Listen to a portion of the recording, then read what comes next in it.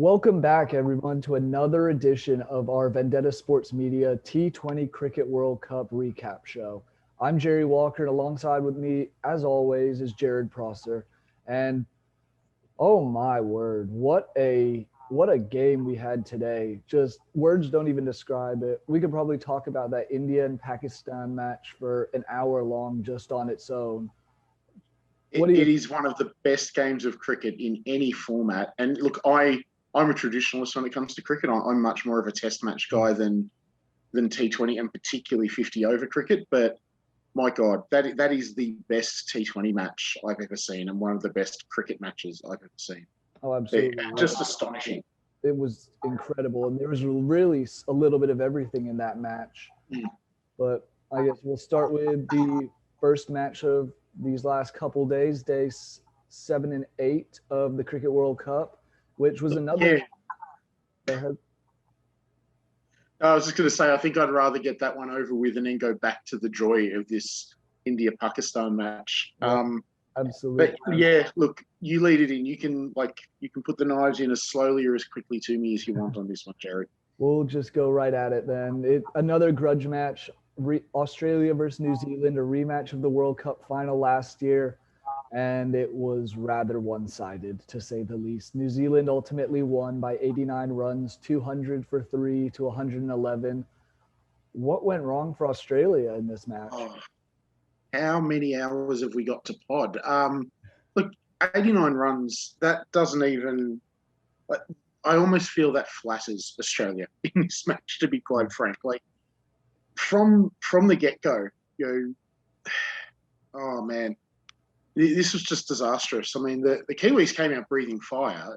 Finn Allen only faced 16 ballers, had 42 runs, like 5 boundaries, 3 sixes. He just flailed the Aussie bowlers around.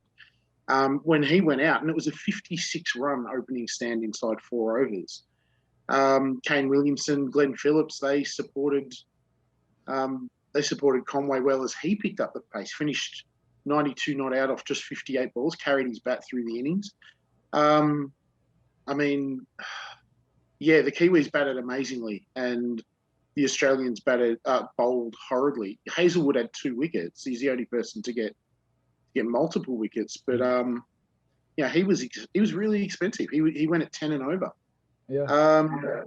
It was an interesting little thing afterwards that Simon Doull, the former Kiwi international, actually, I'll backtrack it a bit. It's just for those who don't know, Australia's pace attack of Hazelwood, Stark, and Patrick Cummins, that is Australia's core attack for its test matches, for its long form of the game. And there's often been debate about whether those 3 are suitable to all play together in the shortest form of the game. And that was pretty much what Simon Doull came out and said, that he would have Kane Richardson come in for Cummins, which is interesting. I would probably have him in for Hazelwood, but I agree with the Richardson call. The 3 bowlers are just too similar. They're all very good at their line and length. They can bowl quickly. They can bowl with some bounce. They can bowl with a little bit of movement off the pitch. If the ball's swinging, Stark's borderline impossible to play, but when it's not, you can just flail him. Like he's always going to bowl across the right-hander if it's not swinging. So yeah, like I tend to agree with that call, but I'll probably, even though I'm an Aussie, I really should be focusing on the Kiwi batting for this one. It was just a magnificent batting performance from the Kiwis. I can't say enough about it. It was borderline perfect. Yeah, you mentioned Finn Allen, 42 from 16. He had 5 boundaries and 6s. That was pretty impressive for him. And then Devon Conway, 7 boundaries and 2 6s. It was just, everything was clicking for that New Zealand batting order, and nothing was going for Australia's bowling. It was a massacre, Jerry. It was a massacre. It was, oh man. And look, New Zealand are really tough to beat at home, but I don't think they've beaten Australia in a T20 on Australian soil. It's like 2011 or something like that. It's been a long time. And I mean, this wasn't just a defeat. This was like they dead set disemboweled the Aussies on this one. I can't think of, whatever term you can think of, it was worse than that. Yeah, absolutely. I mean, no bowler had less than 36 runs. allowed for Australia, which isn't going to really win you any matches. Usually we put up that 160 run boundary as kind of what is ideal to get. New Zealand blew through this, but on the Australian batting end, not a whole lot happened. Glenn Maxwell had 28 from 20, but that was the best that they got. Yeah, it was a typical, I suppose, cavalier innings from Glenn Maxwell. A lot of reverse sweeps, and as often happened, he eventually got undone trying to reverse sweep. But that was really the only highlight. Cummins was the only other batsman to go over 20. He had a little bit of a late cameo. But in the field, New Zealand were fantastic. Their bowling was really good. Like, all of their bowlers were really good. A bit of a word from Mitch Santner, the big, tall left-arm spinner. Just as Glenn Maxwell was starting to lead a bit of a revival for Australia, it was Santner that took the impetus out of the innings with some brilliant bowling. Like, he bowled really good lines to make the Australians have to reach for the ball without giving them dollies to go and hit. He was fantastic. And the highlight, Glenn Phillips, really good diving outfield catch to dismiss Marcus Stoinis. Just a proper Superman at that one. Yeah, it really was. And I mean, one other bowler I want to mention is Tim Southey. He had 3 wickets, allowed 6 runs, but he only bowled 2 overs in 1 ball. So that's all he had to do. If you can get, I mean, not that T20 cricket is terribly taxing on a fast bowler, but Southey's pretty old now, and if you can give him any sort of rest for later games, you do it. So again, Kane Williamson, one of the best captains in the world, really good captaincy, wonderful bowling, wonderful fielding, wonderful batting. The Kiwis just, they lorded it over us. Absolutely lorded it over us this one. Really frustrating. Australia's got Sri Lanka in Perth on Tuesday local time, and my God, they need to rebound in the worst way. I think there'll be changes. I think Richardson will come into the side. I think the big all-rounder, Cam Green, I think he could come into the side as well to play on his home wicket over in Perth. Not sure who would be in for, maybe Stoinis. But yeah, this was a horrible performance from Australia, and changes need to be made. For New Zealand, this sets them up. It's they're probably in the box seat for one of those top 2 spots now, along with England. So they've got the Afghanis on Wednesday at the MCG. I'd expect they would take care of business there, but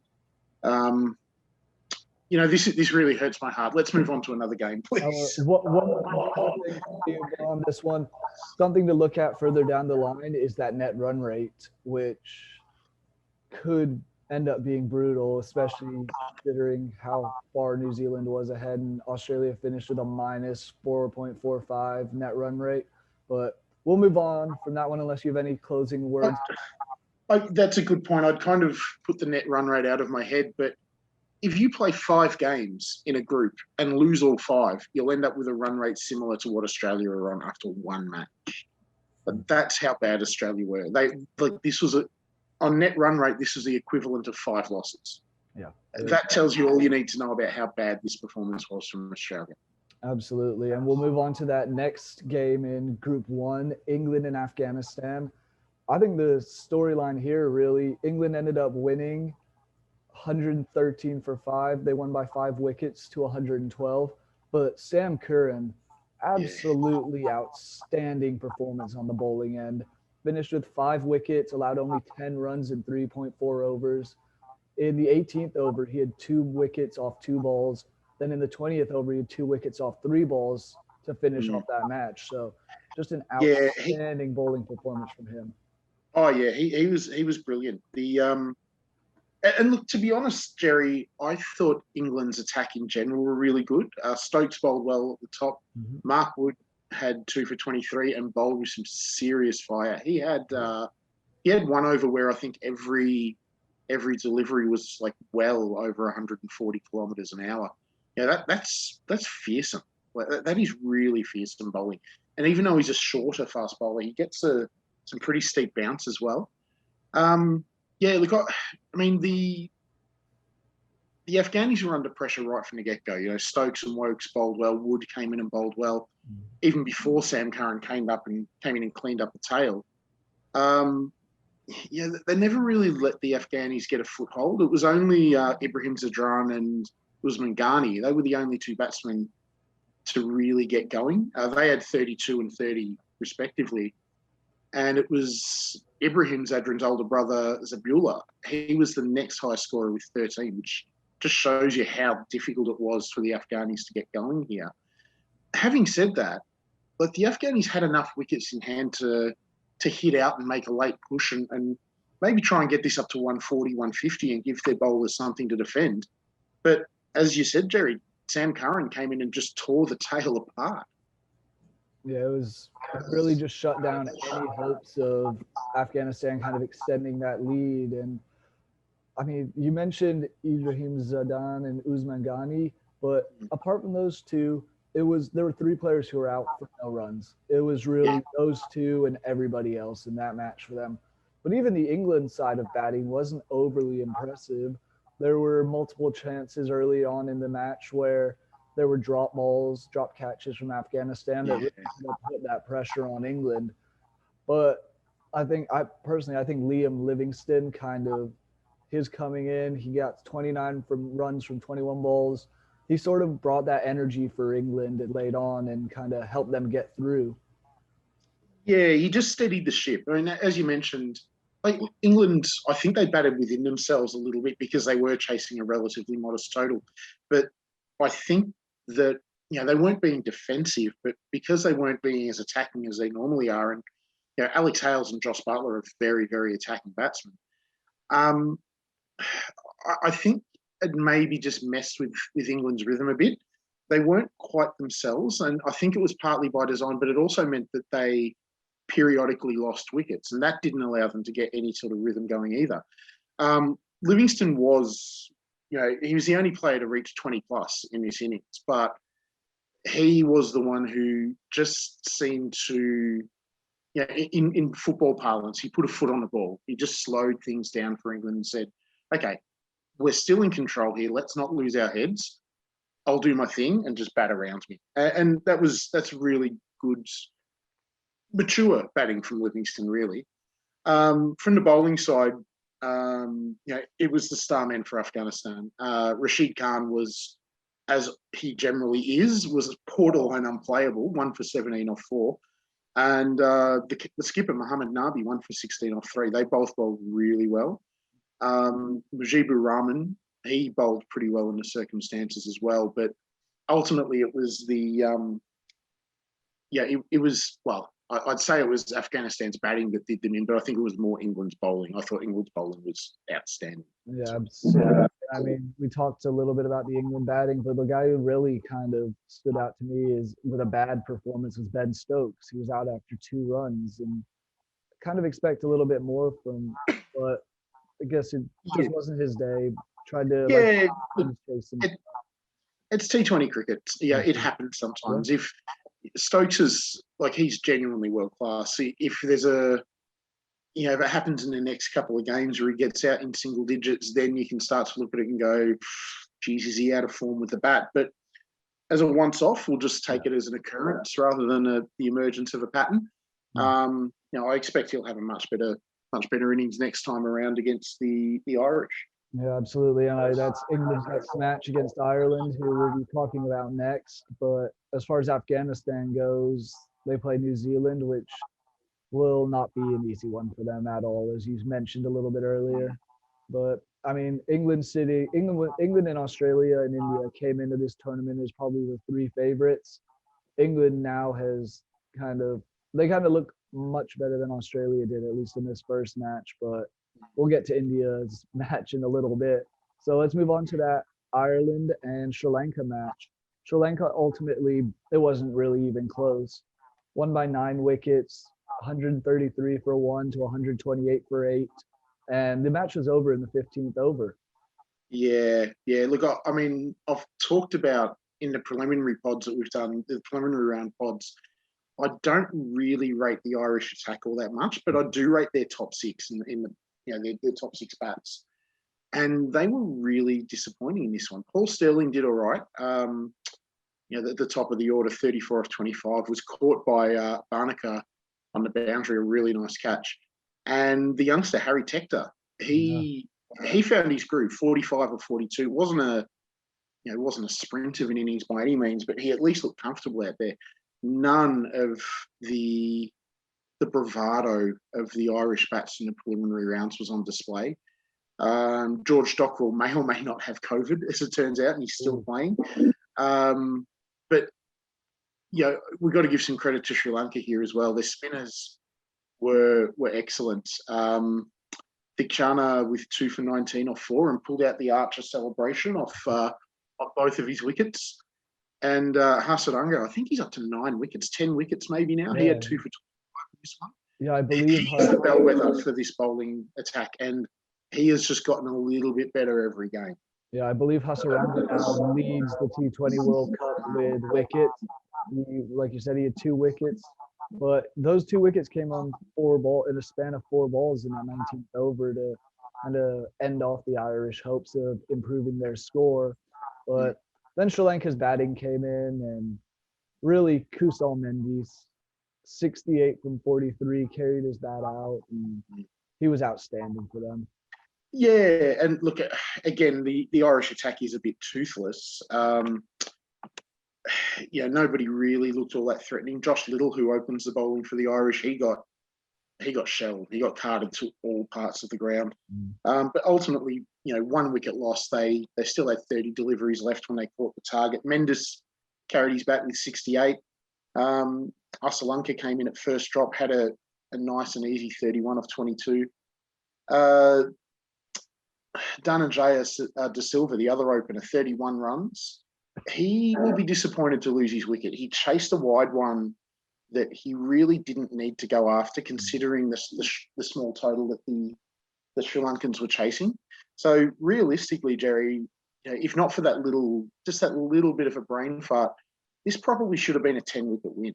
Like Sri Lanka were just they cruised in this match. Yeah, it really wasn't even a competition. Sri Lanka was so much better in every aspect of this match, and now they go on to play Australia next. It should be interesting. What are your? This is a danger match for Australia. I mean, look, I actually, for people who listened to the last pod, I tipped the Irish to win this one. I'm bitterly disappointed with their batting, as I said, but I just wasn't sure. Sri Lanka's been so inconsistent in this tournament, but the way they played today, if that's the standard they're going to hit, they'll bloody some noses. They will really trouble some of these big players. And Australia, who will be reeling and will have all sorts of pressure on their shoulders, if Sri Lanka can pull another bowling performance like this one and have solid, don't lose your head batting, we could potentially see another upset in the next time Australia and Sri Lanka suit up. Yeah, and I mean, if Sri Lanka is able to pull off that win, then all the pressure is on Australia. 2 losses in their first 2 matches. That look of making the semifinal is very, very much on that fringe and kind of dwindling. They'll have to win out and have other teams lose just to get in. But as far as Ireland goes, I think it'll be a very much a similar match for Ireland that we saw today. So I don't think much of a trouble.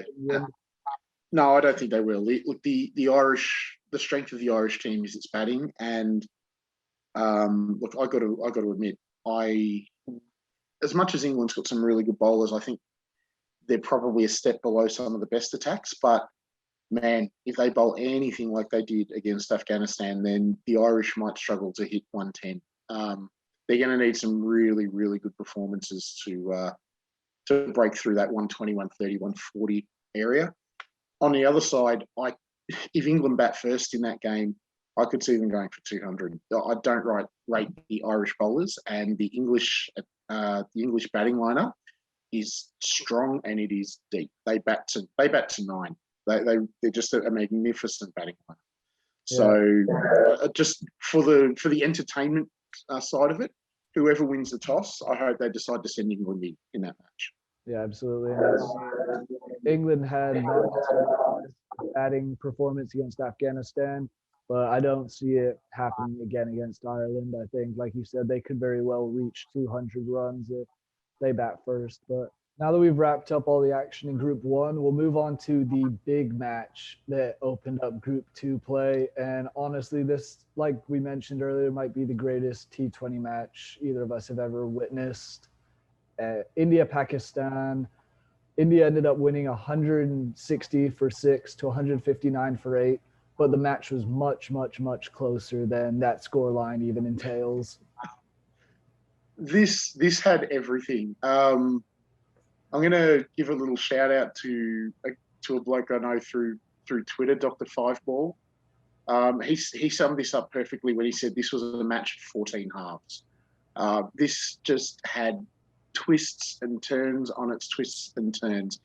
Every time you thought you knew what was going to happen, but like the T20 script writers in this game, they outdid themselves, Jerry. This was, yeah, this was amazing, this match. It was just the heroes. There were big heroes. There were big losers out of it. There were, I'm still reeling, to be honest. It was one of the greatest matches I've ever seen. And I'm still a little stunned at what I've seen. It was just, even down to the drama in the last over, which we could do a pod just about that over. Far out. Yeah. I'm not sure where to begin. No, well, we'll start with I'll start at least with how crazy that atmosphere was. Over 90,000 fans at the MCG, the Melbourne Cricket Ground. And as you've mentioned before, as we both talked about, this rivalry between India and Pakistan is arguably one of the biggest rivalries in all of sport. It's political. Yeah. The sport itself has the rivalry, but these fans were out there. They were loud. The atmosphere was. I couldn't imagine being there for this kind of match. This is kind of like a bucket list game now for me to go see. To be honest, in retrospect, I should have tried to afford a ticket myself. Yeah, I live about an hour from the MCG, so I really should have done the right thing and taken my kids to this game just for them to experience the crowd. Because, like, it's not just that there's 90,000 people, Jerry. It's that they are Indian and Pakistani fans in the same arena at the same time. Two of the loudest sets of fans. I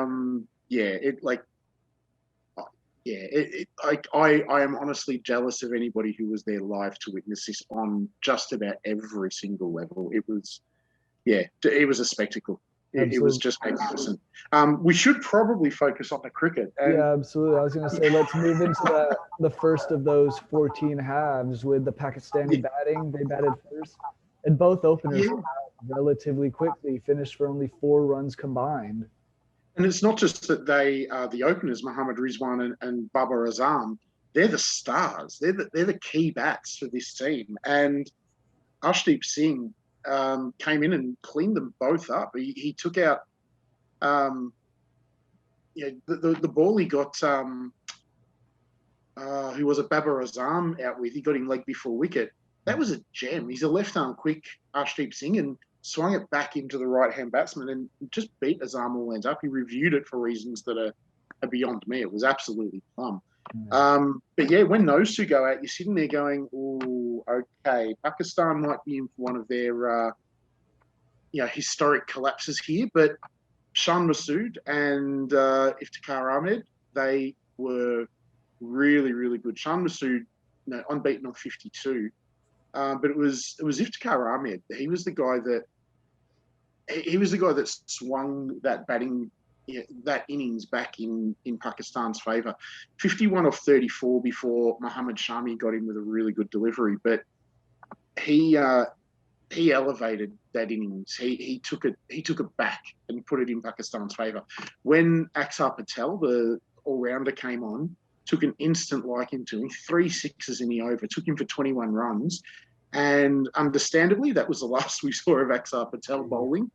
But unfortunately, just as Iftikhar looked like he was going to take this away, the next over it was Mohammad Shami who came on, and sometimes it's risky to bowl full of length in T20 because if the ball's not swinging, you're just putting it into someone's hitting zone.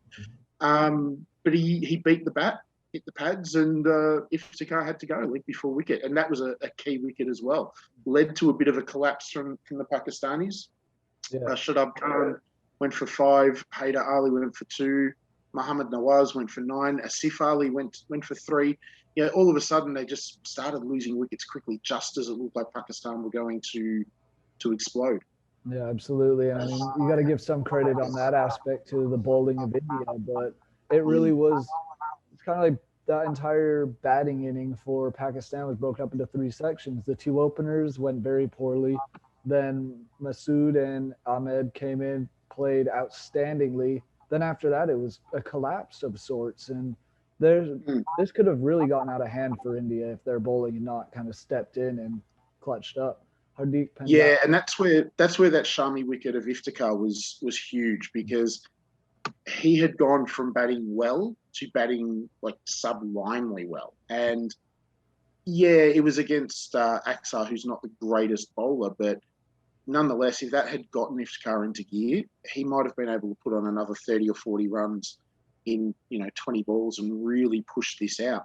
Hardik Pandya was, once Iftikhar went out, it was Hardik Pandya who stepped up. He picked up 3 wickets pretty quick succession. So it was those 2 that really, they were the key bowlers. Arshdeep Singh, sorry, I meant to say Arshdeep Singh rather than Mohammad Shami. Yeah, Arshdeep Singh with those 2 key wickets early and Pandya with 3 in the middle.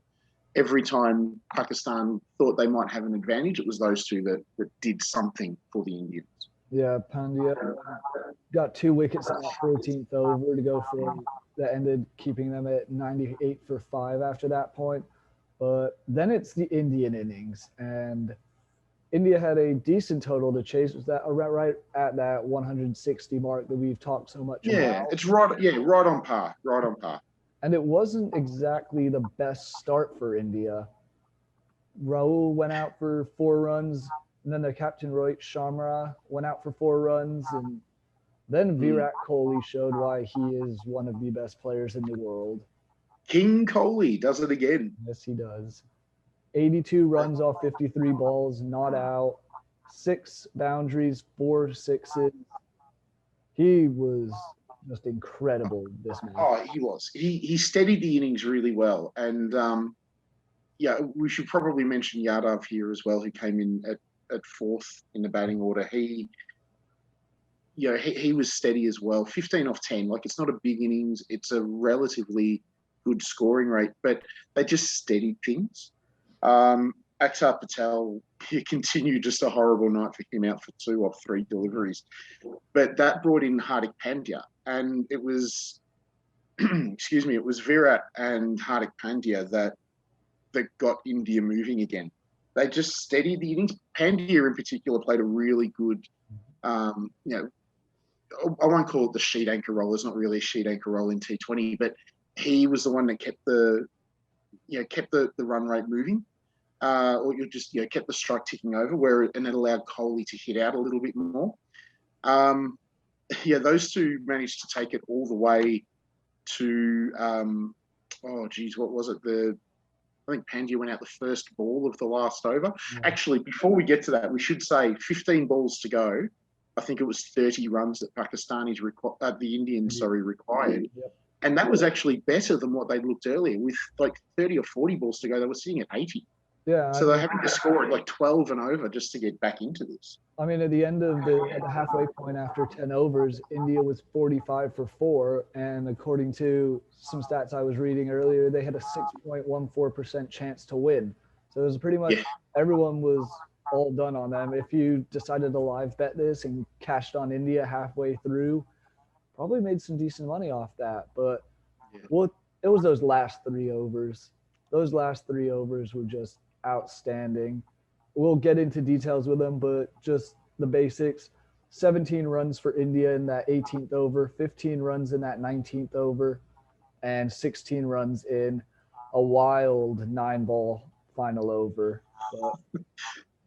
I'm not even sure where to go with that last over, but it really, it really changed. 3 overs to go, there was, I think, 30 runs required. Yeah, they were 112 for 4 at that point.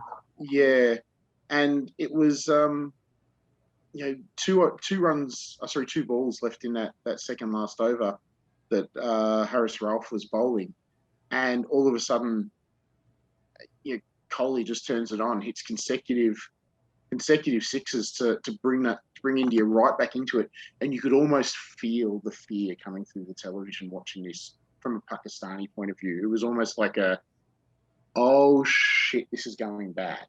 Yeah. So yeah, those two big sixes he hit off Ralph really turned the game. But as you said, still 1 over to go, 15 runs left off it.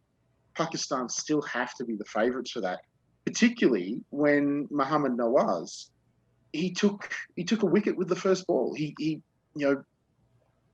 cleaned up Pandya. So 5 balls left, 15 runs, and a new batsman at the crease. You're sitting there going, oh well, this is done. This is over.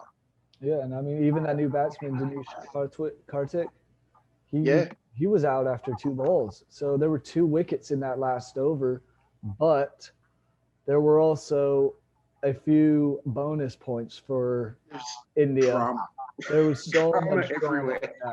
We'll go ball by ball almost, if you'd like, if that works for you, Jarrod. It was kind of started out with that wicket, as we mentioned, and then it was just blanking on it right now. It was a waist-high full toss, like a horrible ball from Nawaz, and Kohli hooked it around the corner. Got the 6 runs. The ball was called a no ball because it was above waist height full toss. So not only does it become 6 runs, it becomes 7, and you get an extra ball with a free hit. So Kohli was bowled on the free hit, but because it was a free hit, he couldn't be out, but they were also able to scramble 3 runs. So that one delivery, in effect, became a 10-run delivery, and that completely changed this match. Yeah. You mentioned Karthik. He was stumped on the second last delivery. It really, really, like a fast piece of work by Mohammad Rizwan behind the stumps for Pakistan. It was good wicket keeping. Yeah, it was. But ultimately, it left 2 runs off 1 ball, and then Nawaz goes and bowls another wide. India drew the match off a wide. Like just. It's hard to summarize. You can't be, and even the commentary in the U.S. on ESPN Plus were saying, whatever you do not throw a wide ball. Just go right at him, force him to put the ball in play, and who knows, you might get the wicket or he may not score. But instead, you go wide. You got to make him play a shot. Put it on the stumps. Yeah. Instead, he goes wide, and it's a free run pretty much for India that ties up the match. And then the very last ball, Richardson, Ashwin, just doinks it over the goal, and that's all they wrote. I'm just absolutely astonished at this matchup. Like the topsy-turvy nature of it, the fact that Pakistan's stars couldn't get runs, but all their secondary stars did. For India, it was the big stars that got it done, except for maybe Rohit Sharma. There were big overs in the middle of both innings. There was all this drama at the end, like even down to the stumping. Like you're sitting there going, "Oh wow, Pakistan have turned it back in their favour," and then you get a wide.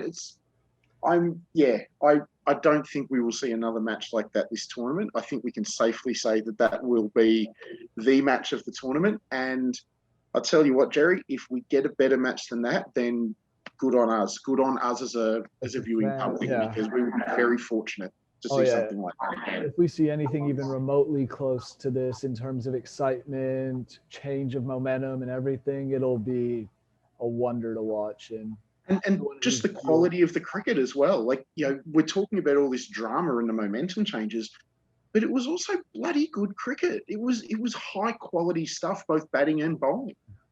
It really was. And I mean, I'm still kind of at a loss of words of this from what I've watched of the match, but it was everything that could go right for some players went right. Everything that could go wrong was more credited to the bowlers instead of the bats, but absolutely insane match that now has India sitting atop the group after 1 match. But no other matches played in Group 2 yet, admittedly, but the rest of those will come tomorrow. But wow, that was brilliant. If for anyone who's listening to the pod, if you haven't seen anything of the match yet, don't bother with like the 20-minute highlight package. Go and watch the full 3 hours. Just set aside the time, watch a full replay of the match.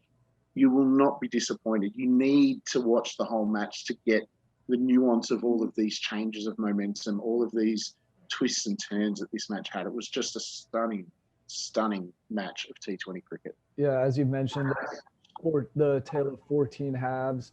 I think there were probably a good 3, maybe even 4 halves just in that final over alone, which the momentum was going back and forth so quickly.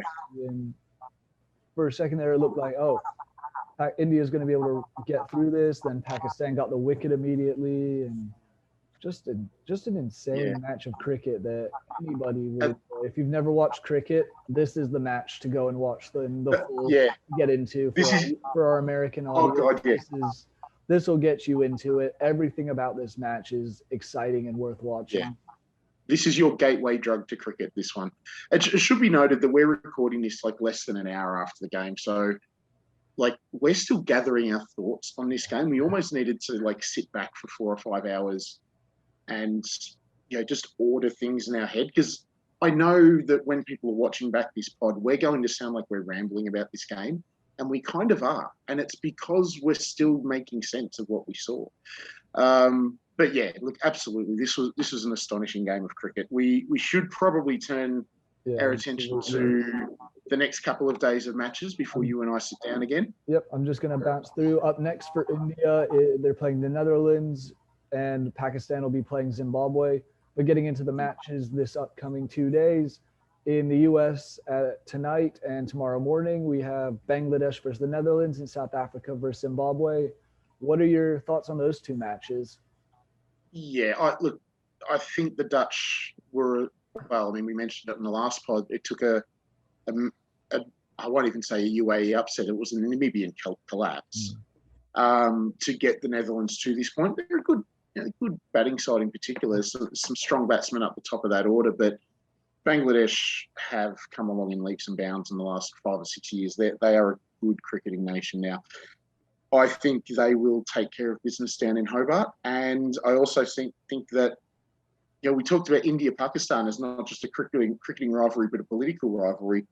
South Africa, Zimbabwe is in a similar boat. Yes, not necessarily with the always on high heat type of rivalry that India and Pakistan are, but nonetheless, the 2 sides don't necessarily get on. The 2 countries don't necessarily get on.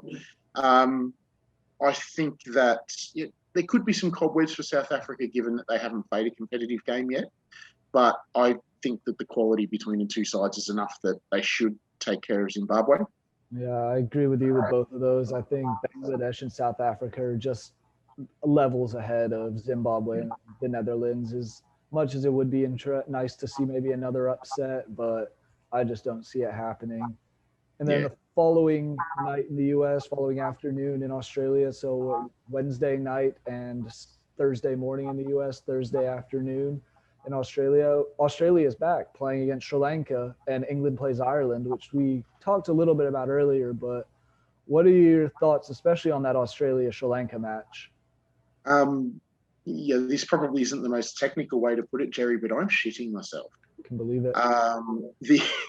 Australia was so bad in that New Zealand game, and Sri Lanka just looked like they clicked into gear a little bit.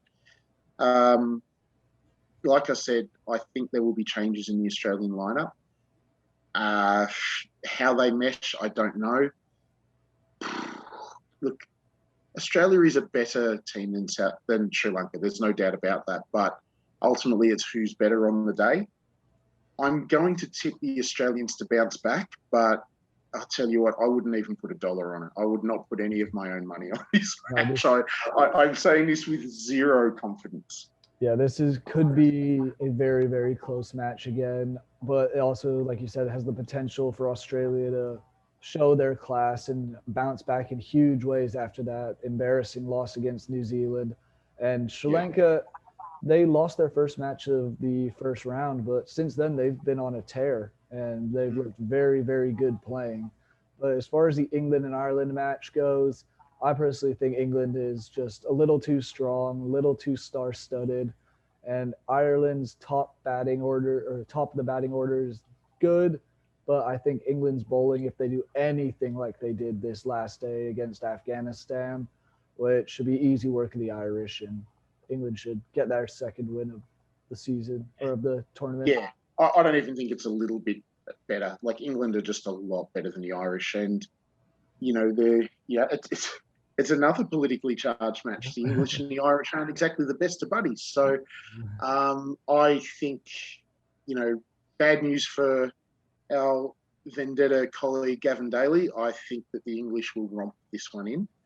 And then the only other match we've got until you and I meet again is New Zealand-Afghanistan. Yeah, which I wouldn't really expect much more than a New Zealand blowout in that one.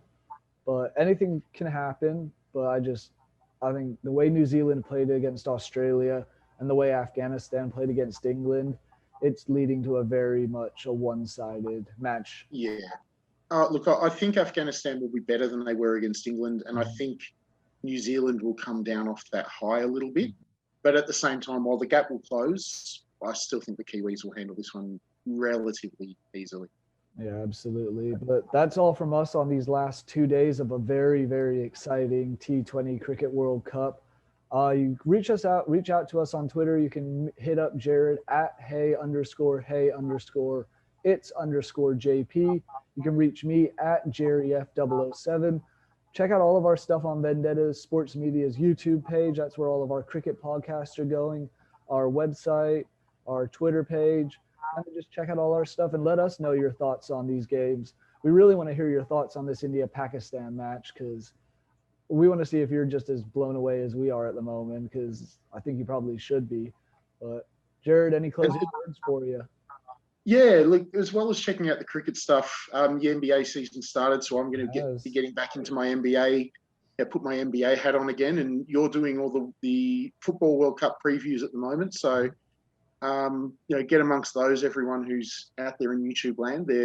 Jerry's got his finger on the pulse with the World Cup, so yeah, it's not just the cricket. We're covering everything here at Vendetta. Yes, we are. And stay focused on our YouTube page when the FIFA World Cup comes around, because I'll be down in Qatar. So I'll be doing some live videos from there and getting you all the ins and outs of what's happening down there. And hopefully not getting arrested. Yeah, that would be very much ideal. Otherwise, we'll have some interesting videos from a Qatari prison, but probably stuff we don't want to put on YouTube. No, probably not. I don't think it'd be fun to be around a bunch of most likely drunk soccer fans in a prison. Oh, they won't be drunk in Qatar. Well, that's my one question. But this is a whole thing for a different time. But Jarrod, thank you for joining us as always. Pleasure. Check out all of our stuff. Stay tuned for our next episode in a couple days. Have a good one, and we'll see you later.